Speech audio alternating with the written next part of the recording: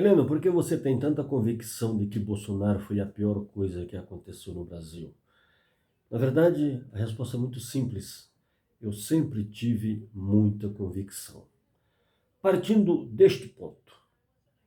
Primeiro, Bolsonaro ficou 28 anos como deputado federal e não tem um projeto aprovado. Bolsonaro nunca acreditou nele mesmo. Ele nunca acreditou que poderia se tornar presidente da República. Tanto é que quando ele se tornou presidente da República, ele não sabia o que fazer. Ele montou um corpo ministerial, a começar pelo Paulo Guedes, um banqueiro, para cuidar das finanças do Brasil. O Bolsonaro, ele não entendia por que tinha se tornado presidente da República. Tem muitas entrevistas do Bolsonaro dizendo que não estava preparado para tal coisa, para um cargo tão relevante.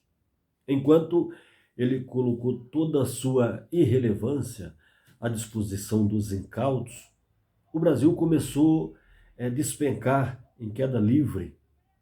O Brasil era como um avião sem comandante, era como um avião sem piloto, como um submarino em alto mar, com a tripulação a bordo, mas com o comandante enfermo, desbussolado, não sabia para onde conduzir o Brasil. Assim era o Bolsonaro. O Bolsonaro trabalhava muito pouco.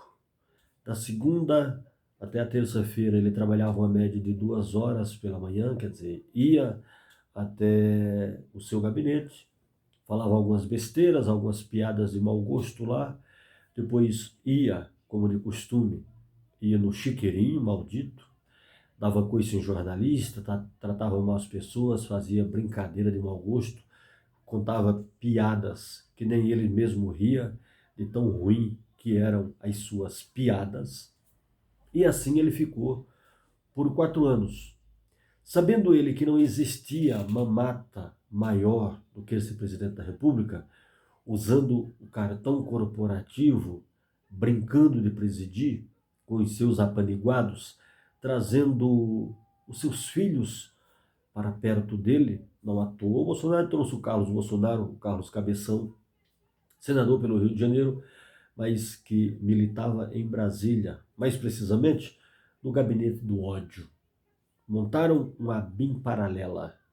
Enquanto o Bolsonaro andava por aí gastando dinheiro com motociata, com lanchaciata, importunava baleias aqui no litoral paulista, se entupia de camarão, colocava o Brasil entre os párias, os seus ministros, como Sérgio Moro, como Ciro Nogueira, que tinha a chave da Casa Civil, tinha o cofre do poderio financeiro do Brasil nas mãos. Bolsonaro andava por aí lépido e fagueiro, dando uma de humilde, e que de humilde ele não tem nada. O Bolsonaro foi aquela pessoa que chegou no poder e pensou assim: ninguém me tira mais daqui, porque irei dar um golpe de Estado, irei fazer de tudo para nunca mais sair do poder. E ele tinha tanta certeza de que o golpe seria bem sucedido, que não sei se por falta de capacidade de arrumação intracromossomial, não sei se os neurônios do Bolsonaro funcionam dos dois lados, de modo consistente e coeso, ou não, que ele tem uma falha de caráter seríssima, ele tem. Ele começou a regimentar pessoas, mais precisamente milicos. Ele se cercou de militares, se cercou de generais, de comandantes, sempre no intuito de dar um golpe de Estado. Deve ter pensado assim: eu dou um golpe de Estado, vou me perpetuar no poder, instalo uma ditadura, armo a população, solto registro de CACs para todo mundo, e quando me afugentarem de certo modo, eu vou clamar por uma guerra civil, as pessoas vão para a guerra, se matam e eu continuo no poder. Esse era o pensamento do Bolsonaro. Mas o Bolsonaro ele não contava, primeiro, com a sua incapacidade, segundo, com o STF e com aquele livrinho amarelo, eu até devo ter aqui em algum lugar, não vou procurar agora, chamado Constituição Federal. Um livro pequenininho, mas que dita todas as regras do poder. O Bolsonaro nunca sequer pegou na Constituição Federal. Ele bravateava, dizia que a Constituição Federal era o seu livro de banheiro, ou seja, que ele lia a Constituição Federal enquanto fazia uso da privada. E para um bom entendedor, meia palavra basta, ele estava cagando para a Constituição Federal, como na época da pandemia que chegou no Brasil, ele estava cagando para as pessoas que morriam. Era o mesmo Bolsonaro que dizia que não ia comprar vacina, e que dizia que não era coveiro, e que dizia que o vírus era um vírus chinês e que tinha que enfrentar a pandemia como um homem, mas que quando ele foi acometido pela Covid, ele fazia 3 exames todos os dias, chorava com medo de morrer, de pegar Covid e morrer, mas queria que as pessoas se matassem. Aquela lástima foi presidente do Brasil, acredite você ou não. E ainda tem muitos incautos, muitos burros, muitos analfabetos políticos e muitos analfabetos funcionais que ainda acreditam no Bolsonaro. Criou-se a história do mito. O mito dizia, no tocante a isso aí, no meu governo não tem corrupção. E tinha. Não tinha investigação, porque todo e qualquer delegado da Federal, da Civil, da Marinha, do Exército, da Aeronáutica, todo e qualquer poder, quando começava a fazer uma investigação que o Bolsonaro sabia que ia pegá-lo lá na frente, o Bolsonaro trocava os delegados, trocava os ministros. Não à toa, quando o Sérgio Moro falou assim, eu quero pegar a pasta da COAF, ou o Ministério do COAF, que é quem organiza as contas, é quem delimita quanto o Estado pode gastar, quanto o Congresso pode receber, quanto pode sair, quanto pode chegar, para onde esse dinheiro vai, para que pasta vai. O Sérgio Moro, com toda a sua estupidez, com toda a sua burrice, queria ter o COAF na mão.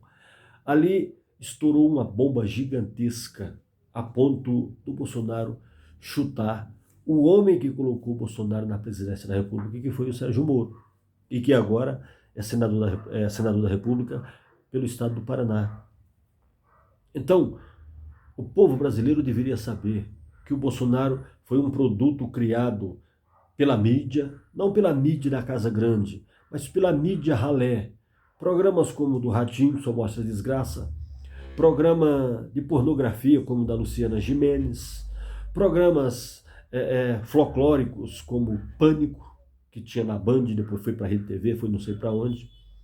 E o Bolsonaro foi aquele projeto que precisou ser abortado.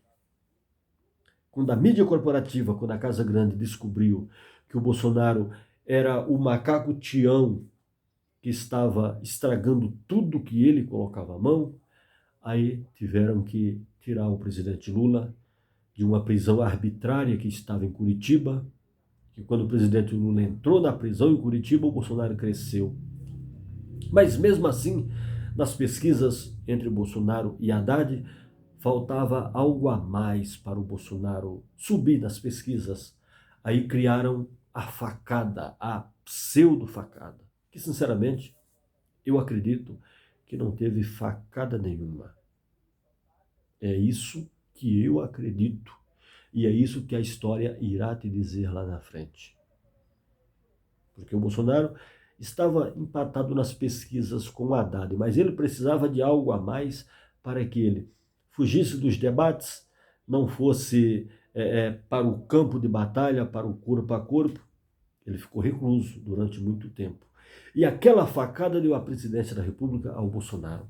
Girou um clamor público e as pessoas começaram a dizer, nossa, o cara foi para Minas Gerais, o cara colocou a sua vida em risco em prol da nação. Não, gente.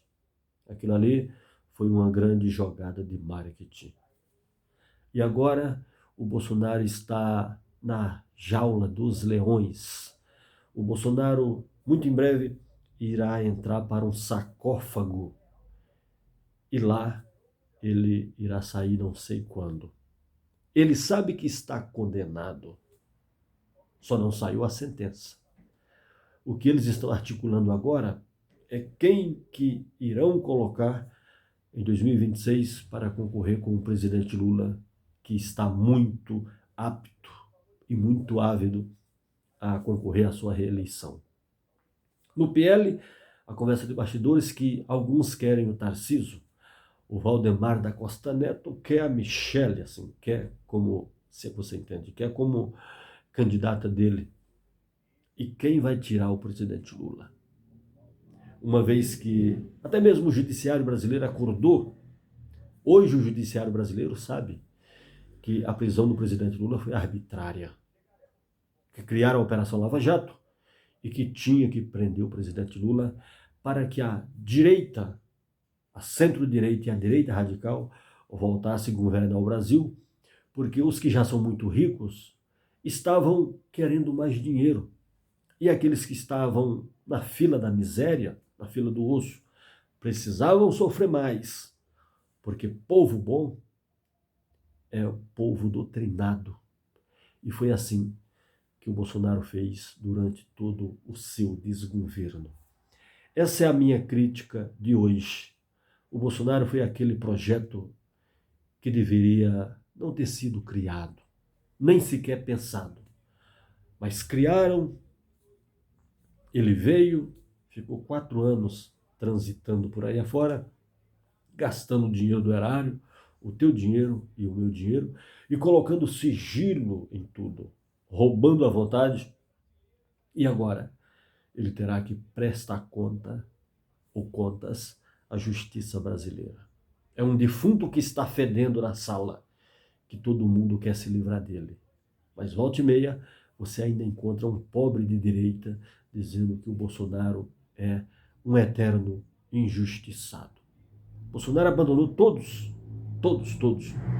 na sua vida pregressa na política. Bolsonaro abandonou Gustavo Bibiano, abandonou Daniel Silveira, Roberto Jefferson, Carla Zambelli, Joyce Halsemann, Alexandre Frota, Gabriel Monteiro e tantos outros. O Bolsonaro é da filosofia, mais do que nunca Bolsonaro pensa o seguinte: farinha pouca, o meu pirão primeiro. Deus, pátria, família. Mas que família, eu te pergunto? Família dele, é óbvio. Não à toa, eles estão todos ricos com dinheiro que eles roubaram do povo brasileiro e que, como se não bastasse, ele ainda recebeu muita propina em joia, em ouro, em venda de refinaria, que valia 10 vezes mais, ele vendeu a preço de banana. Se inscreve no canal, curta, compartilhe os nossos vídeos e a gente volta. Lembrando que você está no Brasil de plantão e o nosso canal está crescendo graças a você.